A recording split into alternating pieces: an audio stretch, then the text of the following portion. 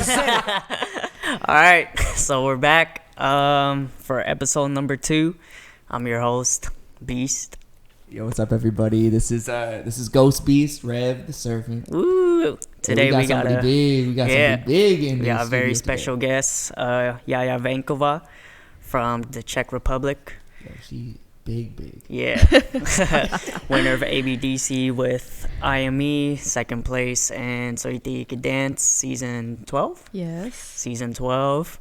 Leader of RUR, member of BeastCamp, member of IME. All of those. Does all the styles. Goodness. Great cook. Animal lover, vegan, everything. The BeastCamp cook. All right. Yeah, without further ado, we'll just let her introduce herself. Yeah. Hi, everybody. This is Jaja. It's a pleasure to be on this podcast with BeastCamp. One of the best crew, maybe the best crumb crew in the world. Oh, it's all good fun over here. We're having a good time. As you guys realized from the last episode, we just go straight to the point. We just want to hear some encouraging words from our guest or whoever is speaking. And how rude of us to We forgot. to not introduce Mac. Machiavelli in the Yeah. house. Machiavelli. If you guys are listening through a podcast, There's a Rev's dog. dog. Rev's dog is here, chilling, Pushing his ear. giving us a good vibe. So just straight to the point. We would love to hear what's in Jaja's heart and mind to share to the world, where she's at, or some of her main things that she's working on, or some of the main things she just wants to elaborate on. So 2-3 things that she's about to drop so much gem on us with stories behind it. So here we go. So I think today I would like to share a couple of things that I've been working on for the past mainly 2-3 years. And that has been tremendously helping me in dance and in life in general. And I think it's things that a lot of upcoming dancers don't realize how much of an importance it has on your body and your mental state, and how you dance, how you train, how you perform, and all of these things, So I think definitely the number one thing that's been a huge part of my life would be health and food that I've been studying for the past 3 years, really in depth. The second thing I would like to talk about today would be mental health and how to take care of your mentality, how to be conscious thinker, how to consciously practice. And then the third thing is gonna kind of go into it, which is going to be how to practice, how to train as a dancer, because I think nowadays there is only very limited view of how to practice as a dancer, and I would like to more elaborate on that as well. Yes, I mean, you practice almost all the styles, so you have so much training techniques, so we are excited to hear all of that. Yeah, Definitely. I think let's just jump into it. I feel like I established myself as that guy. So the first thing that you were talking about, let's just go into that a little bit more. Yeah, health and food. I feel like this is the most she gets asked about in general. So let's break it down over here. The food. The food. So what kind of effect the food has on us? The same way we fuel, our car with gas, the same way we fuel our body with food, and we of course, like, we want to put the best gas in our car, because if you have an expensive car, you're gonna put the best gas in there so the car lasts, so the car can run. So really, like the saying, we are what we eat, I think it's really very accurate. A lot of people don't realize what kind of effect food has on us because it's not being taught in schools. We don't have teachers that would be guiding us. as you know, like the food in school, like cafeterias or in work cafeterias, it's not the best choice that we can get. Overall, I think the general food that we are eating is a huge business. It is a huge corporation that the country is making money on, and we are not being educated on the nutrition. It's pretty crazy that even if you have like doctors and licensed doctors, and I'm sorry to get offended anybody right now if any doctor is listening to this right now, but I know even licensed doctors have only like 8 to 12 hours of nutrition in their whole studying career, which is definitely not I think it's not accurate to how much time we spend eating every day. This is something that everybody does every day, and we are not really conscious of what we are putting into our body.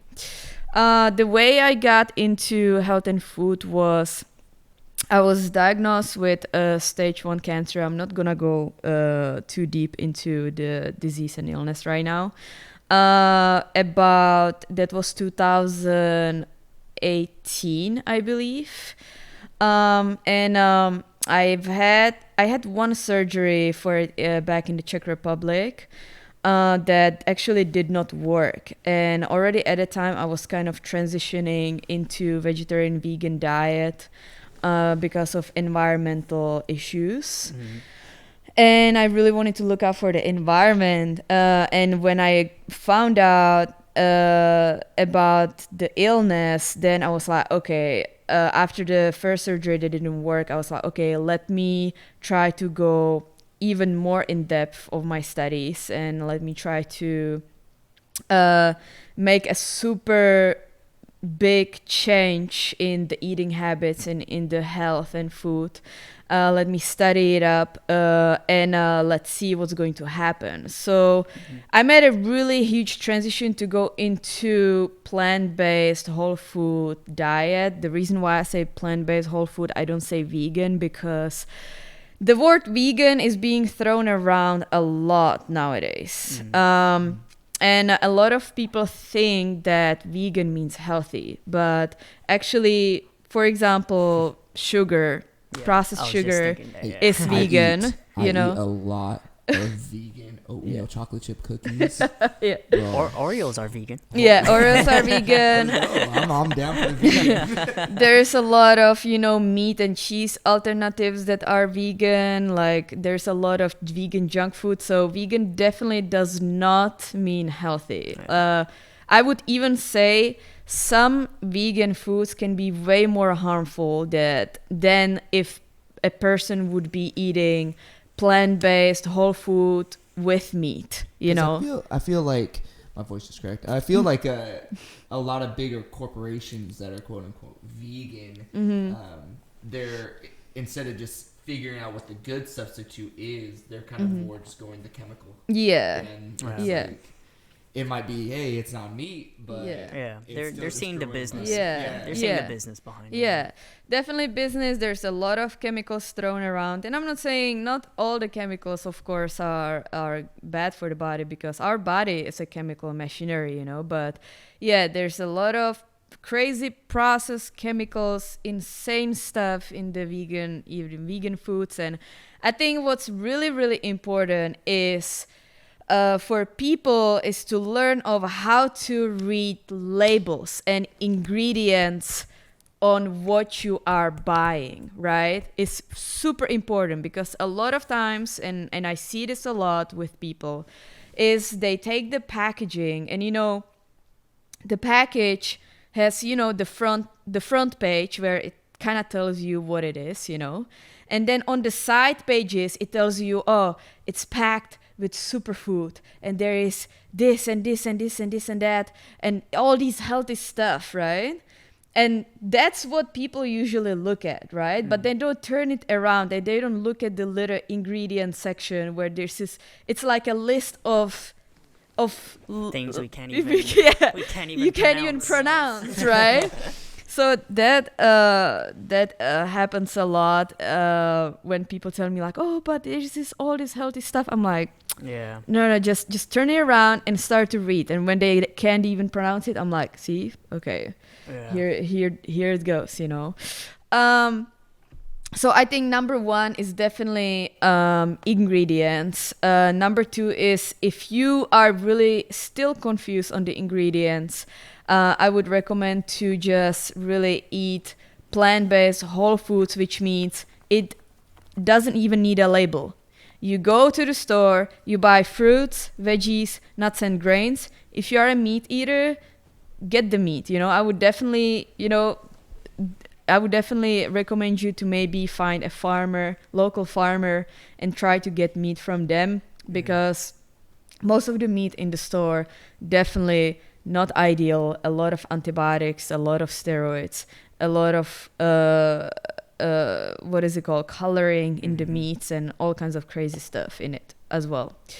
So yeah, I made this conscious choice where I went a whole food plant-based, and I also went raw vegan, raw plant-based whole food eating for a couple of weeks, which completely has changed my life. I was a person before who would eat absolutely everything, like from pork skin to chicken fat to like all kinds of crazy stuff, right? In Czech is what kind of diet did you like grow up with culturally? So it's usually of course, so like the main thing is like the meat, so it's like beef or pork or chicken, and then there's a lot of sauce. The sauce is usually made out of some kind of sugar and dairy, and then there is potatoes, pasta, or rice. So definitely not vegan. Oh yeah, or plant-based. yeah,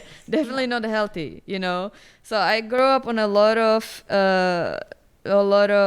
Czech food, which is a lot of meat based stuff. And I would definitely, in the beginning, I was like, when I first heard about this, I was like, oh yeah, there's no way I'm stopping to eat meat. Like I like it too much.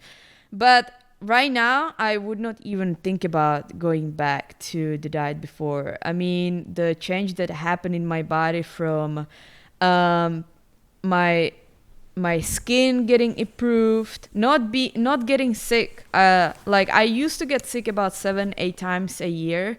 I don't get sick anymore. In those 4 years I've been plant-based, I got sick a lot, maybe once. And everything from energy to mental health to anxieties to stress to being able to handle so many travels. I do travels almost every weekend when there is not a world apocalypse happening at the moment. I do travels almost every weekend, changing time zones all the time.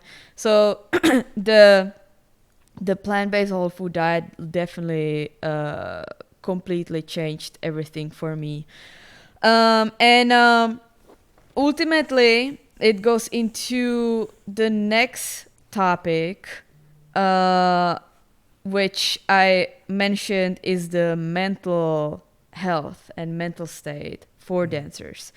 Food, the healthy plant-based food really helps you to put you on the correct route to your mental health, right?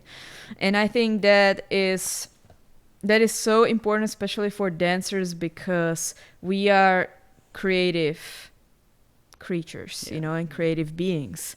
And we go through a lot of emotions and feelings. Usually our movement it's based on that. That's where we derive our movement from. And we spent a lot of time training every day.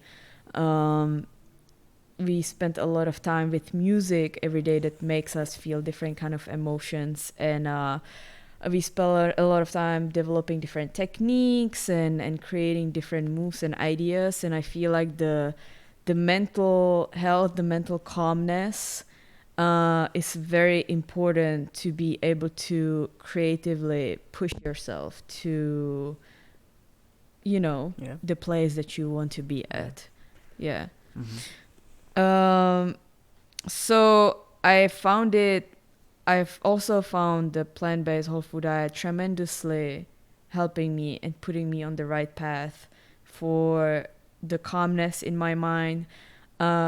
It completely changed the way I think or feel when I'm freestyling, for example.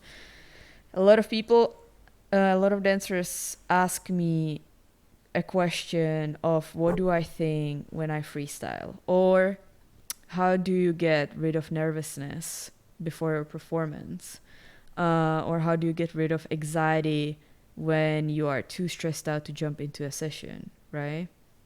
So all these things are connected to the mental health and to the brain, which goes back to what you fuel your body with, Now,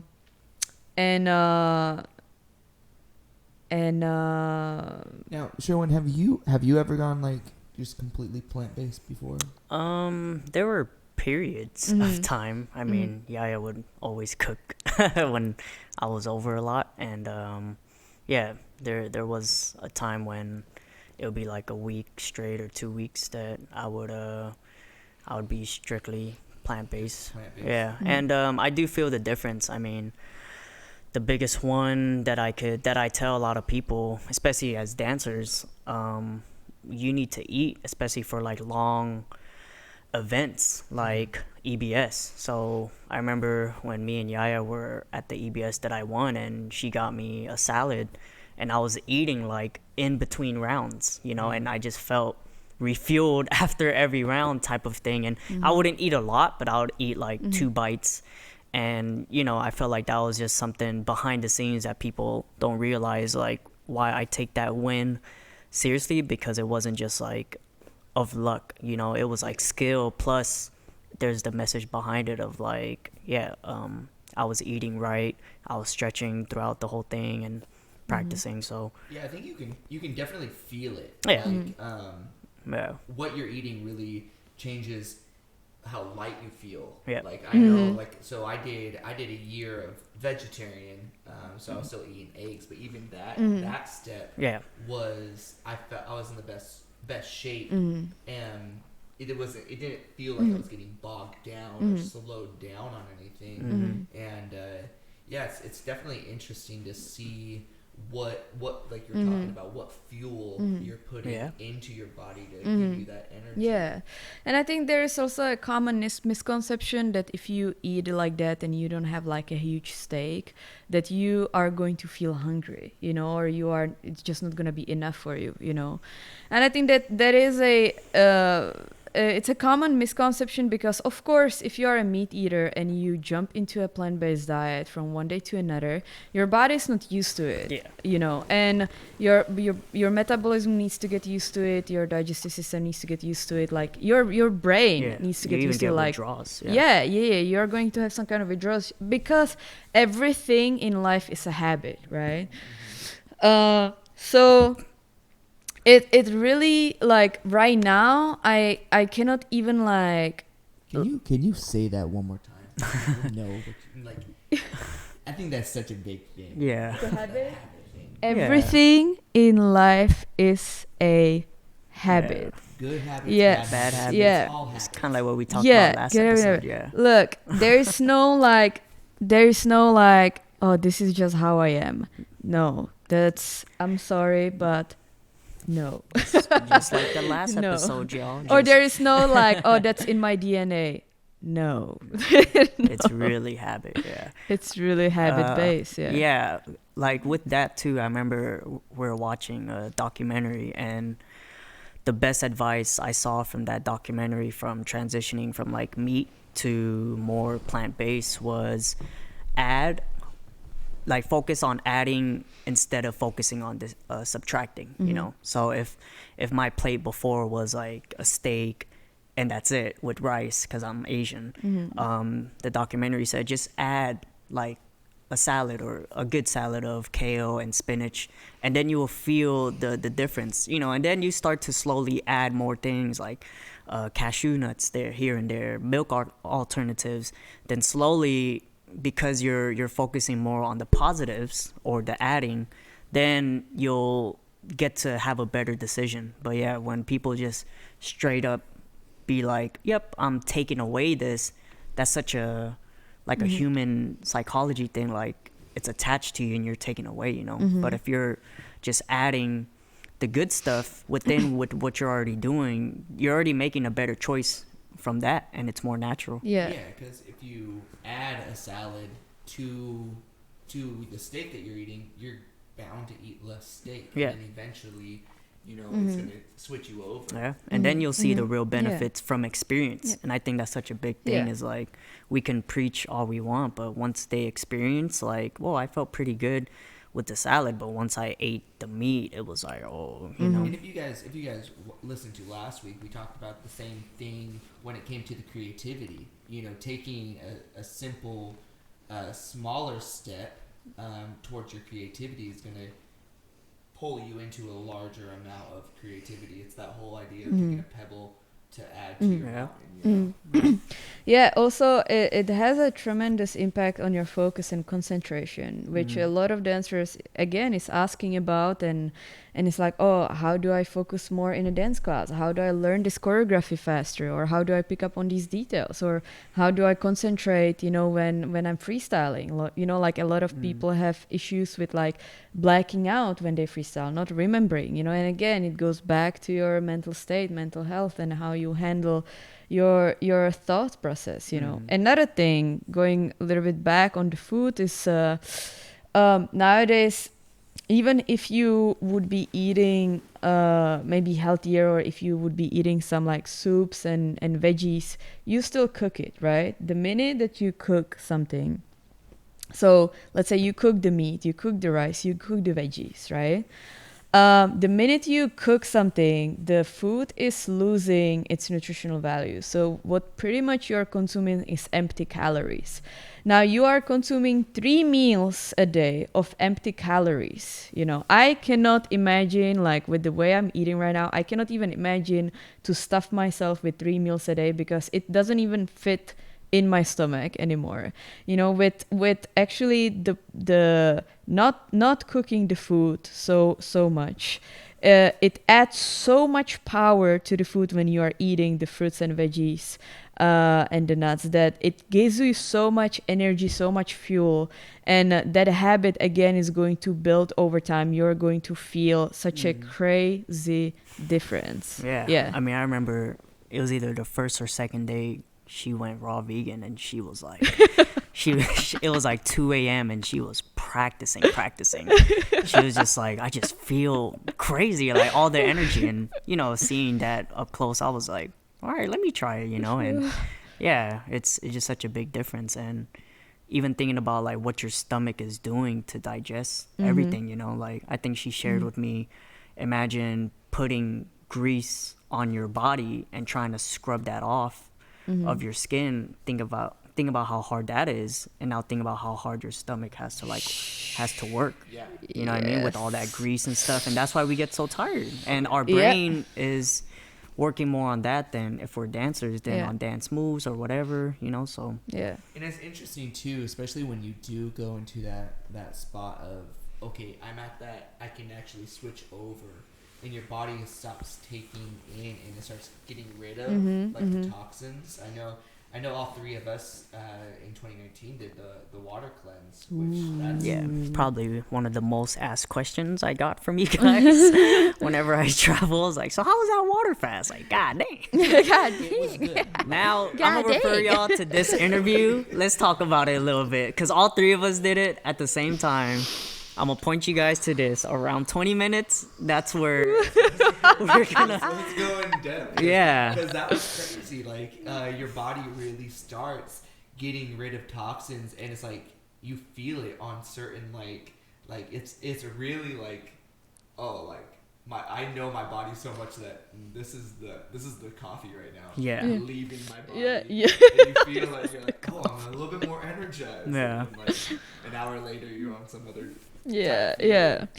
So we did we all three of us did 7-day water fast. Woohoo! Which means It's possible. we only consume water for 7 days. No lemon, no veggies, No no salt. fruits, no salt, no vitamins, no cookies. minerals.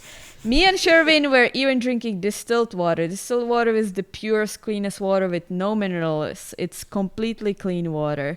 And so no medicine neither, like completely nothing, right? So people think like this is the funny thing, right? When people think they skip lunch and they're about to die in the evening, you know, because they skip lunch, you know. Pish posh. Pish posh. Yeah. I pity you. I think Yeah. it's funny how people are like, I'm going to starve. I'm like, I Yeah, know I no. can go at least 7 days. Yeah 7 days. Like there is like people that are practicing like 14, 21, 40-day water fast, like nothing but water for 40 days. That's God incredible. damn. Yeah. God damn. Shout out to Dr. Sebi. Dr. Rest in peace. Sebi, yeah, 180 our days, teacher. something like that. But yeah, definitely this was a life-changing experience. Definitely the hardest thing I've done in my life. And you know what I also like on this water fast, I really realized the saying of like, we all trying to in control our life, right? But how much are we in control our life? Like, isn't the food really controlling us, you know? Yeah. If you really feel like you're about to Cravings, die, if you're not gonna have this steak for dinner, like, that steak is controlling your life. Yeah. That candy bar, the Oreos, the Twix, Don't be fooled. these- We was on Yelp. this chocolate. we was on Yelp for hours. Like we were plotting. Like, okay, we're gonna eat sushi the first day. We're gonna get ramen. Like, don't be fooled. Like, in 3 days into it, my thing, I would just sit on YouTube and just watch cooking, and I would never do that. that's like The food is self-torture. just like, Yes. watch me. Yes. And I'm like, yo, I'm a watch. Yes, I spent about 3 hours every day from like 6 p.m. to 9 p.m. That was my time of food time. I was on Instagram and I collected so many recipes that I was like, when I'm gonna get off of this water fast, for breakfast I'm gonna make this, for lunch I'm gonna make this, for dinner I'm gonna make this, just to find out when we got off of the water fast, my stomach was shrinked so much I could maybe consume 1 juice a day. That was it, right? I'm a real, Yeah. I don't think I had anything that I planned. Yeah. I went I didn't go to McDonald's, but I got easy. Yeah. Like, easy but healthy. But in my mind, during it, I was like, Oh, I'm gonna we're gonna feast. Oh. Yeah. I bought a cookbook. Where is it now, bro? I remember. I remember on the 7th day I went grocery shopping, you know, for the dinner, the after 7-day dinner, and everything in the grocery store looked good to me. Like, I mean, I remember staring at this eggplant sauce. I don't even like eggplants that much, okay? But I remember staring at this eggplant sauce and I was like, oh, this sauce just looks so good to me, you know? And I spent like $400 on that grocery shopping because I was buying everything. So that's another like psychology you can see behind the food, you know? Yeah. Like once you go to grocery store hungry, you are spending, you know? Yeah. So, but okay, what's the benefits? Yes, I was. Okay, just yeah. There you go. I was like, yeah. yeah. On what we did. Yeah, during let- it. Yeah. So I Let's- mean the first and second day you're like, okay, you know, I can do this. Like you still have some energy, you maybe go on some jogs and you still get some workout in, dancing in, you know. On the third day, you're starting to have your senses enhanced. You're not hallucinating. Like you're starting to have your senses enhanced. You see colors way brighter. Right. Like the red is more red, the green is more green, and everything is sharper. So if you might have like I don't have issues with my eyes, but I see just a little bit blurry. But on the water fast, my eyesight went like pew, like I could see so sharp. It was crazy. You can hear better. I remember on the 6th day I was judging a battle, and I actually had to put earplugs in my ears because the music was too loud for me.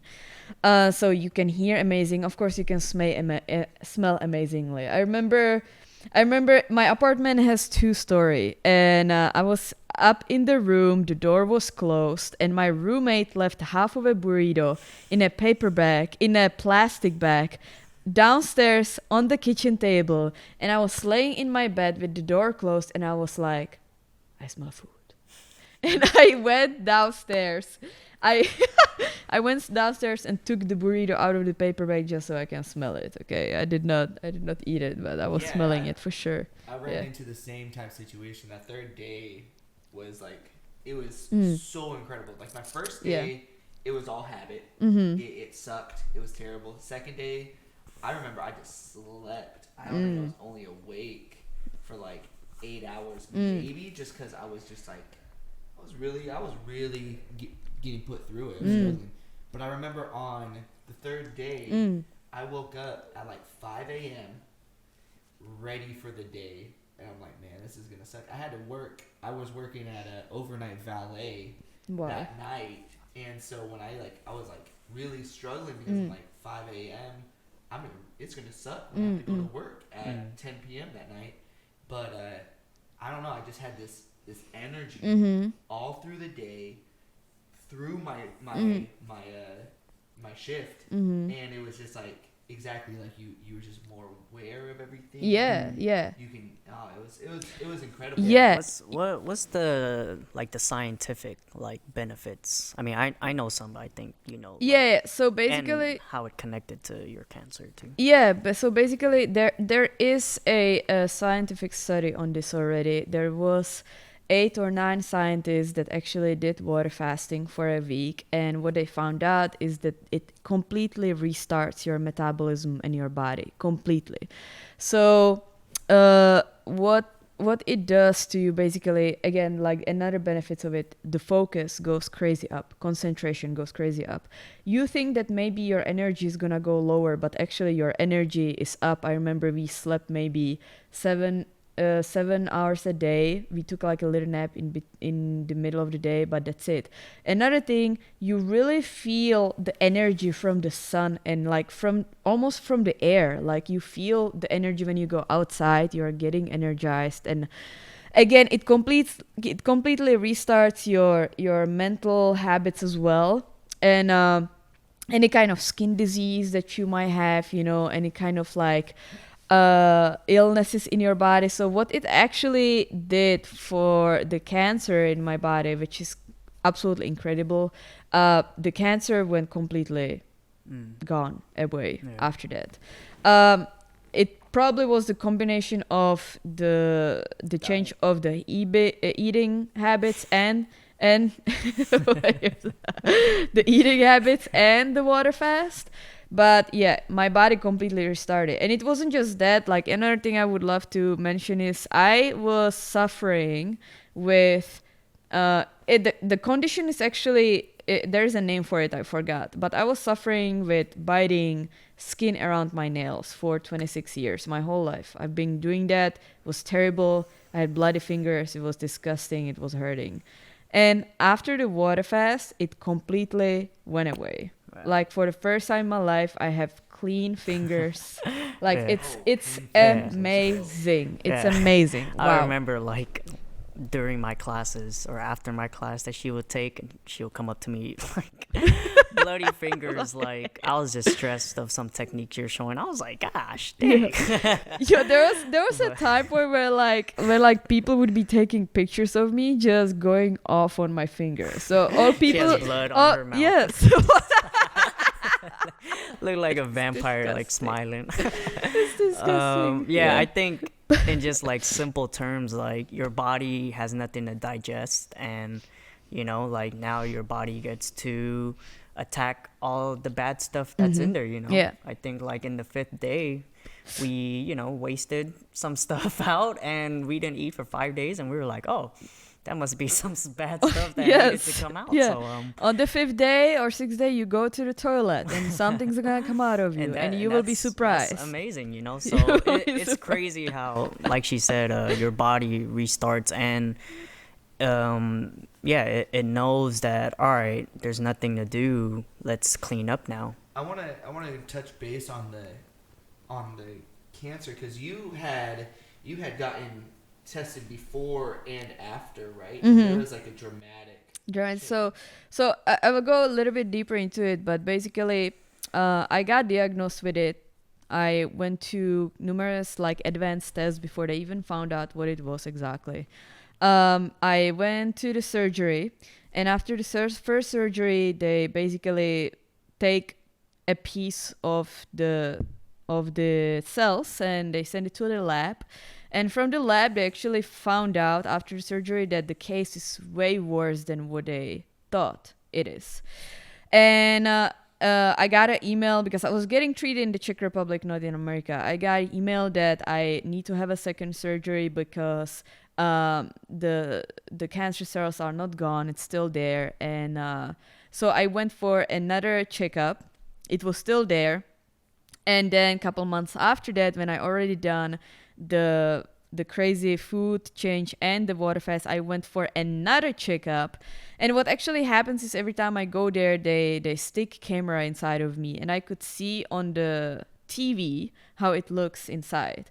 And before that, even after the surgery on the checkup, I saw it was all like, sorry, I'm gonna get a little graphic over here, okay? But it was all like white and mucousy and bumpy and just really weird, okay? And then the following checkup, when I've done the water fast and the crazy food change, they stick the camera in me, and all of that was really nice and pink. And I was looking at it and I was like, wow. And the doctor too, like, he looked at it. He didn't say anything, but he looked at it and he was kind of like, okay, you know, like there was something happening, you know, but they couldn't tell me the results yet because they were just taking a sample out of me and sending it to the lab again, you know. And that's when, after a couple of weeks after that, I got the results that everything's gone, like Amazing. gone. Yeah. That's Yeah. crazy. That's a miracle Yeah. for sure. Like, I think it has to do something with the fact that your body's not producing as much mucus, or I kind of read on it a little bit, but I know you Yeah. did it, so you Yes. know the most. So basically, pretty much the cause of every disease in the world is inflammation and mucus. Every disease causes inflammation in your body. So even if you guys have little pains in your joints, your muscles, or headaches, that's another thing I don't get anymore, you know. Yeah. Me too. Or if you don't feel good, it means you have some kind of inflammation in your body, right? And the inflammation in your body produces mucus as well. So all the bacteria lives in the mucus. So if you have, of course, stuffy nose, mucus; cough, mucus; ear infection, mucus; if you have Coronavirus, mucus. coronavirus, mucus; if you have bronchitis, mucus; pneumonia, mucus; again, diabetes, mucus; even cancer lives in mucus. HIV is so hard to treat because the mucus is inside of your skin, inside of your muscles, and inside of your bones. It's everywhere. So that's why it is so hard to treat, because it's so hard to get rid of all of that, you know. So yeah, there are also different protocols that I've done during this healing time on how to get rid of mucus from my body. I've done that. Amazing.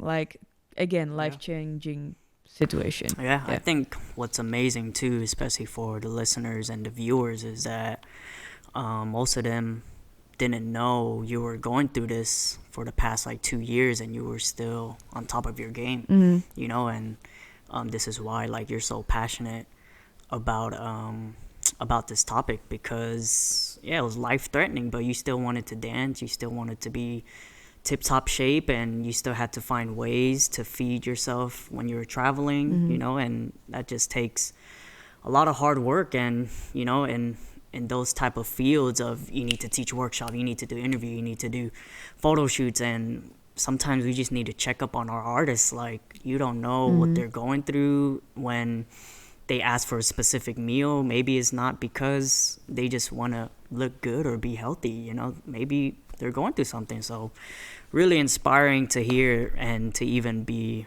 a close part of that part of her life, to see her like still be the best and still go through this. So while you were going through that, you have food and your studies. What are like some of your favorite activities to clear your mental health, so that we can talk about that, especially nowadays? Yeah. So some of my favorite activities that one particular one that I definitely do every day since a couple of months ago is the Wim Hof method, which is the Wim Hof breathing. He's an amazing teacher, amazing mentor, amazing scientist of this breathing technique, and I definitely recommend you to search him up. He combines breathing techniques with meditation and cold therapy. Yeah. So I've been doing these breathing techniques every day alongside cold showers every day. And it's been tremendously helping me with stress, anxiety, and jet lags while I'm traveling, especially jet lags when I'm traveling. This is the very first thing that actually made a tremendous impact on my jet lag while I'm traveling, more than food, I have to admit. Another thing that I've been practicing a lot, it's called grounding or earthing. Amazing, Meg. That is not grounding. If you're watching it on YouTube, this is not grounding. we have to like censor it. He's just doing what dog does. Grounding on earthing, basically what it means is you put your bare feet on the soil or on the grass, and you just spend every day, even if you spend every day 15-20 minutes with your bare feet on the soil. What it does is the earth has a certain electromagnetic field and pull, and your body has a certain electromagnetic field and pull. And when you connect with the earth, you're pretty much connecting with your roots. You know, the earth is literally charging you, like you are charging your iPhone. The earth is really charging you. And just imagine how much time every day we spend in shoes, and we don't touch the soil or the earth for years sometimes, you know. So I can even legit feel the difference when I put the feet on the ground. I can feel the difference right away, right now, you know. And the best part is you get sun. Exactly. So sun is such a big environment D. Yeah. So where do you go? We live in LA, so sometimes our neighbors. our The neighbors, lawn. our neighbors' front lawn, or you know, little patch of grass. Yeah.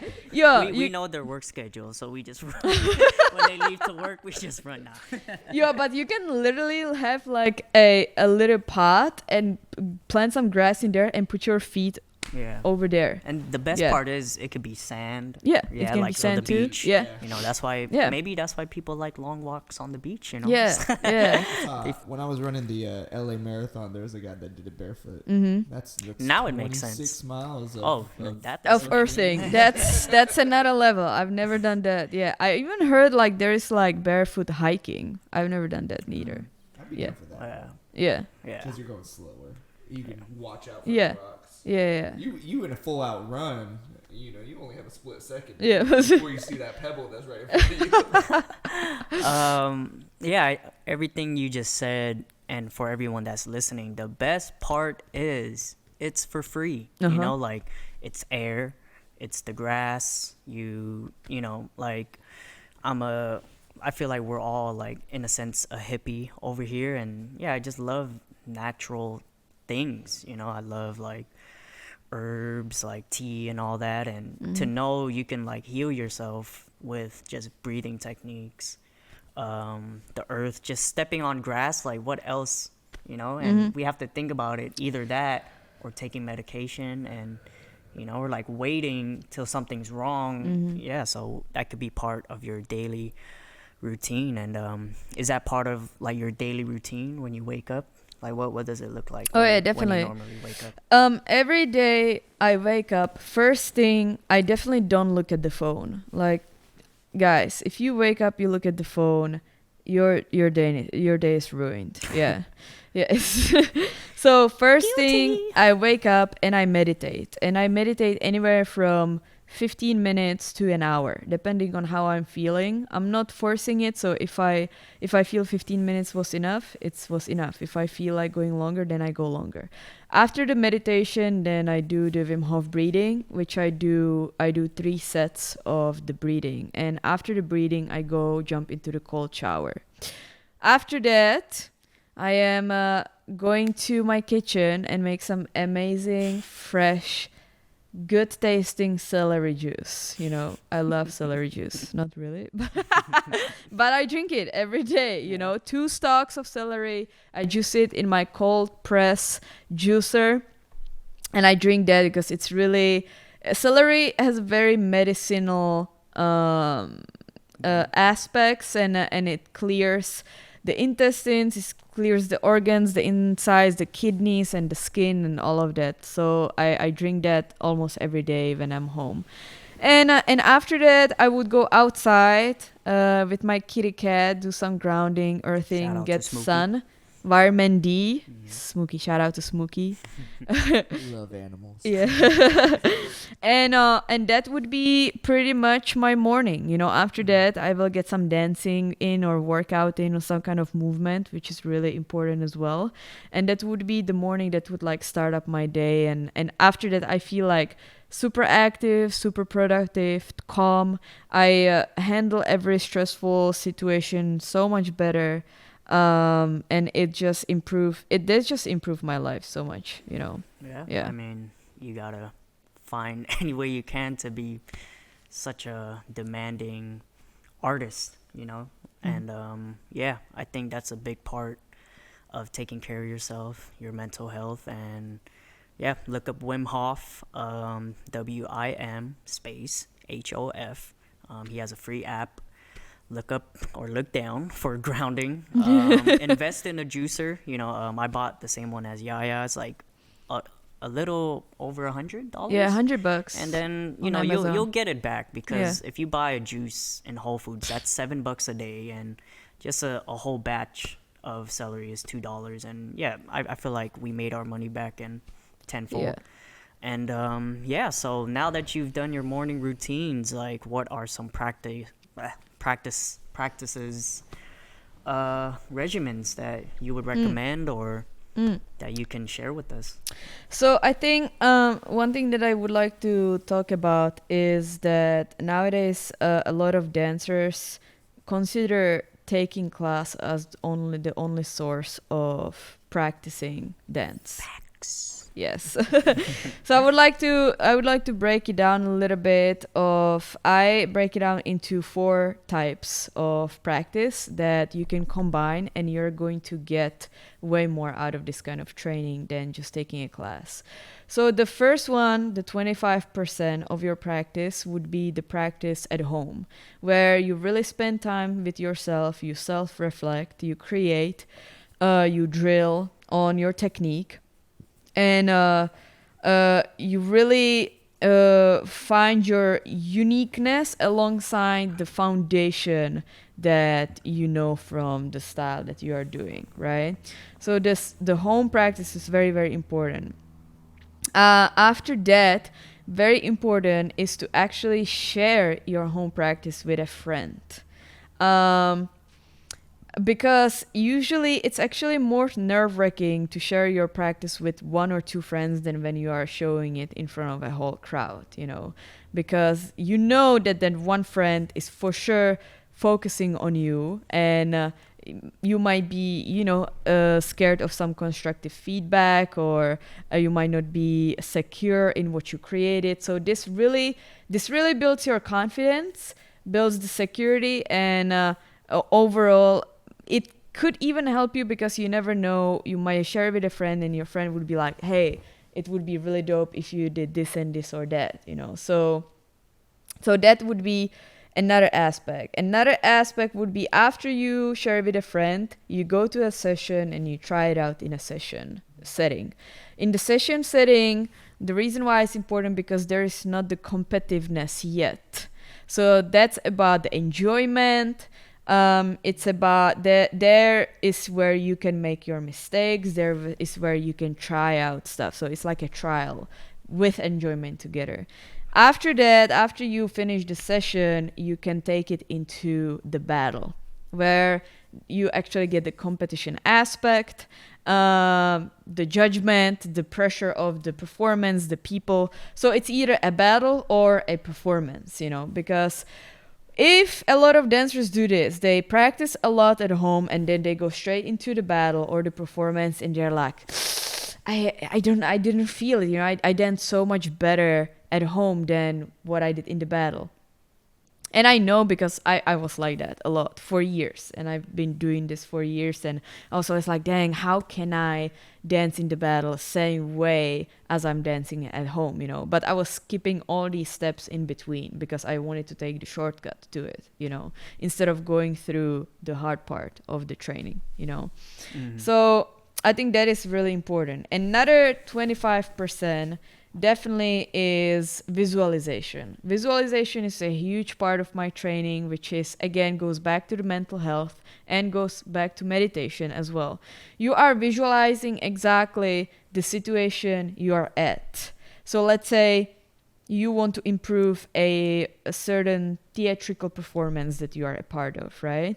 You visualize exactly the clothes you wear, the settings, the stage, the people you're dancing with, the audience, the music, the light, like everything that is going on, you are visualizing. You are visualizing yourself being on the stage and dancing. You might be visualizing the crowd clapping or like getting hype on your dancing, or that is ultimately getting your improving your dancing maybe as much as if you were actually physically training it. There is numerous scientific studies on this too, where they took I think it was a basketball team, and they took two basketball teams. One was physically training for 6 weeks and another one was only mental training for 6 weeks, and actually the team that was only mentally training had a little bit better results than the one that was training physically.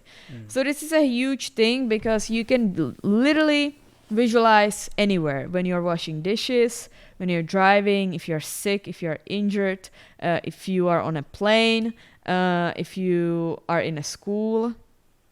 Don't tell that to anybody, that you are visualizing while you're in a school learning. Yeah. Hey, what's 2 + 2? Arm swing. Yeah, arm swing. Geography, arm swing. So visualizing is a huge part of training as well. And that's something that you need to train too, because it's the same thing as training your muscles, Just imagine, how many times a week are you training the muscles? If you're a dancer, maybe every day, right? But how many times a week are you training the brain? So that's a good question to ask yourself, to self-reflect on.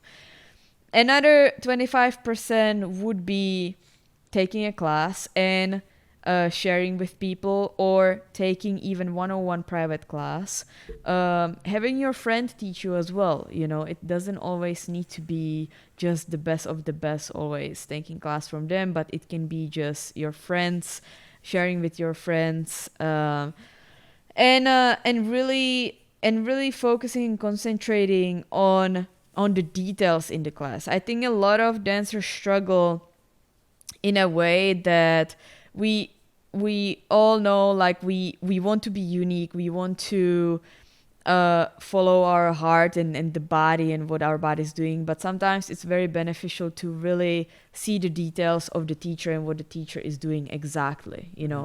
I see a lot of students are not capable of following details, and maybe that's what's stopping you from having a faster progress, And then the last 25% of the training would be networking, and talking about dancing, and research the history, learning, reading books, watching hip hop street dance documentaries, you know. There's so many out there. And talking to the OGs, you know, a lot of the OGs have a lot of interviews. First of all, they have a lot of interviews up on YouTube, and a lot of them still are alive. So take the advantage of the fact that they're still alive and try to talk to them, you know. Maybe, you never know, maybe they will have a conversation with you, you know. I think that's the coolest thing about our style, but really any street style. Street dance isn't super gigantically old, you know, and so even funk dance, like popping and locking, those are all California West Coast dances that started. I mean, locking started in Watson, and popping started in Fresno and like Sacramento area. And so a lot of the OGs, a lot of the really, you know, solid, like straight to the point references, you can still go and talk to. Yeah, exactly. And take advantage of it, because it's really sad news, but Don Campbellock recently passed away, the creator of locking. He's actually one of the first OGs of the street dance that has passed away, the creators. So take the advantage of it, because you never know, you know. Yeah, rest in peace. Yep, rest in peace.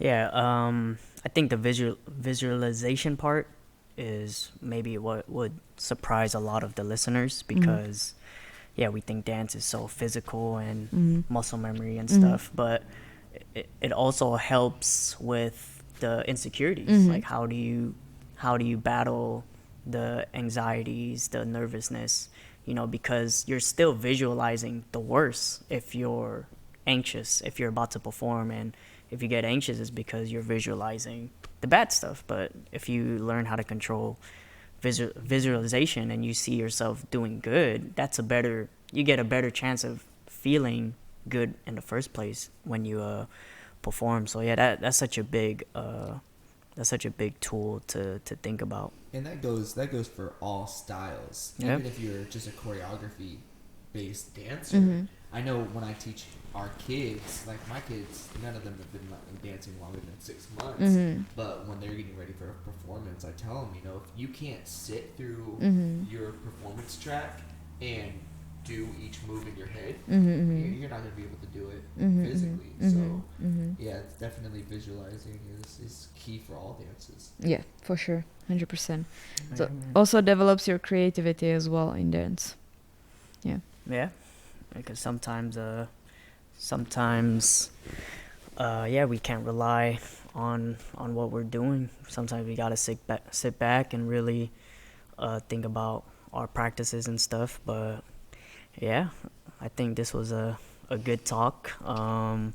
Follow Jaja Vankova on Instagram, Facebook.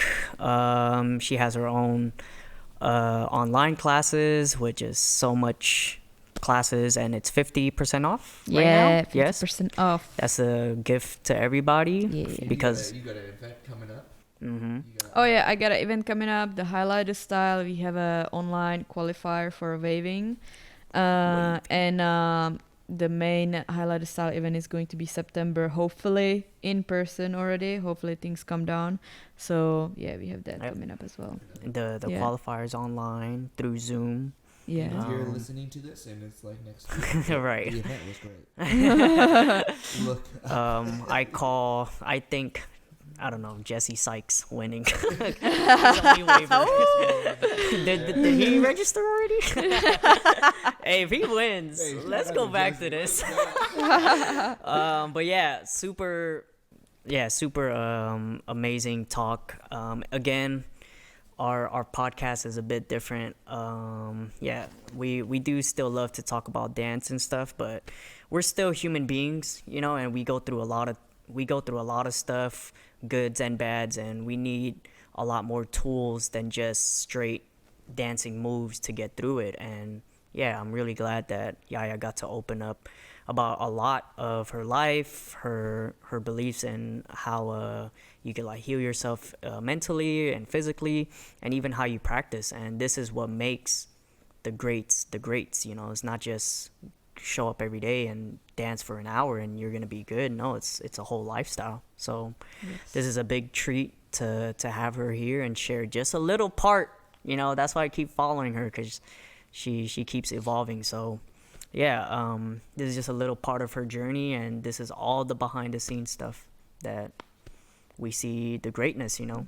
Excellent. Hey, make sure you guys subscribe, follow, like, but big thing, share with everybody. Share. Yeah. All right. Well, I think that's it. I think Yeah. that's it. Yeah. Next Good. week or next time we It's a got good a one. Rev. Boom. Yeah, We're gonna go the into details. the whole studio owner of Cypher Spot and the struggles of being a studio owner, and yeah, let's go. Cool. Well, we don't have a good way to end this yet. Still figuring it out, so we're gonna call it right there.